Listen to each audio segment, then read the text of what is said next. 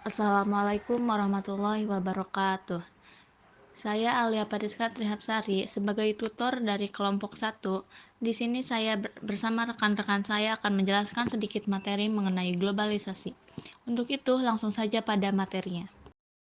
Kata globalisasi berasal dari kata globe atau peta dunia yang berbentuk bola. Dari kata globe, selanjutnya lahir istilah global yang artinya seluruh dunia. Dengan demikian, lahirlah kata globalisasi yang bermakna sebuah proses mendunia atau kehidupan yang serba luas, tidak terbatas dan merangkum segala aspek kehidupan, seperti politik, sosial, dan ekonomi yang dapat dinikmati oleh seluruh umat di dunia. Dan juga kecenderungan masyarakat untuk menyatu dengan dunia terutama di bidang ilmu pengetahuan, teknologi, dan media komunikasi massa. Bidang politik, contohnya muncul organisasi internasional seperti ASEAN, Association of Southeast Asian Nations, PBB Perserikatan Bangsa-Bangsa, yang anggotanya berasal dari berbagai negara di dunia. Bidang sosial, dengan adanya pertukaran budaya, apabila hal ini tidak disikapi dengan baik. Bidang ekonomi, dengan cara mengonsumsi barang impor, memudahkan masyarakat untuk bisa membeli dan mengkonsumsi barang dari luar negeri. Ilmu pengetahuan, pertukaran pelajar. Hal ini dapat menambah ilmu pengetahuan dan dapat mempererat hubungan antar negara. Dan yang terakhir adalah teknologi. Dengan hal ini kita dapat menemukan penemu mobil, gadget, dan komputer.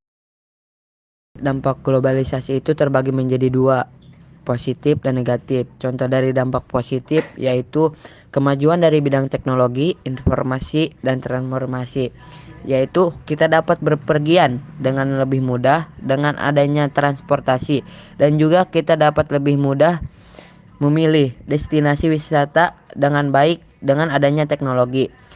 Contoh dari negatif yaitu nilai-nilai barat dapat masuk ke Indonesia dengan lebih mudah melalui media informasi seperti TikTok, Instagram, koran, dan media cetak lainnya.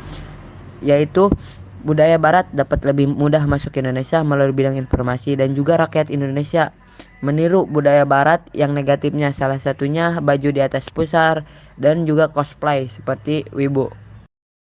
Perkembangan teknologi yang semakin canggih sehingga tidak ada lagi batasan ruang dan waktu dalam berkomunikasi. Kita sudah dimanjakan dengan teknologi yang berkembang pesat, sehingga sangat memudahkan manusia dalam berinteraksi dengan yang lain tanpa melihat jarak yang jauh sekalipun. Contoh nyatanya adalah teknologi handphone dan internet, yang dapat membuat kita makin mudah menjalin komunikasi dengan siapapun, kapanpun, dan dimanapun. Penyebab globalisasi, salah satunya yaitu kemudahan transportasi. Dengan adanya kemudahan dalam transportasi, pengiriman barang dan jasa antar negara, antar kota maupun antar kampung menjadi lebih mudah, sehingga banyak produk asing yang masuk dan menjadi bagian dari kebutuhan masyarakat. Tidak jarang pula, produk asing ini diproduksi oleh masyarakat Indonesia maupun masyarakat luar. Bidang yang terkena dampak globalisasi yaitu bidang sosial budaya. Ciri-ciri bidang sosial budaya adalah: 1. Banyaknya imigrasi dari suatu negara lain. Imigrasi yaitu perpindahan penduduk dari suatu negara ke negara lain. Perpindahan dari satu negara ke negara lain, hal ini berkaitan dengan globalisasi karena globalisasi telah menghilangkan batas-batas negara dan menghilangkan rintangan dalam imigrasi dan juga menghilangkan biaya imigrasi. Jadi, hubungan globalisasi dengan imigrasi, orang dapat lebih mudah imigrasi ke negara lain dengan lebih mudah dikarenakan globalisasi. Dengan adanya globalisasi, imigrasi dapat lebih mudah menggunakan transportasi seperti mobil, pesawat, dan kapal. Peran Pancasila terhadap globalisasi dan modernisasi.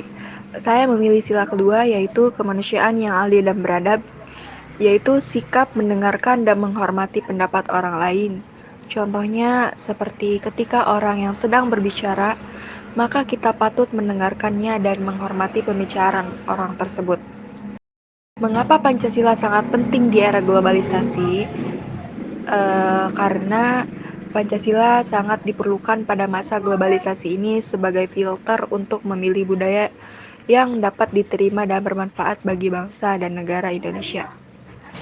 Selain itu, Pancasila juga berperan sebagai alat dan alat untuk menjaga eksistensi kepribadian bangsa Indonesia, karena di era globalisasi ini, batasan-batasan antar negara seakan tidak terlihat, sehingga kebudayaan luar serta informasi-informasi berita internasional masuk dengan mudah dalam kehidupan masyarakat Indonesia. Sekian dari kami, terima kasih. Wassalamualaikum warahmatullahi wabarakatuh.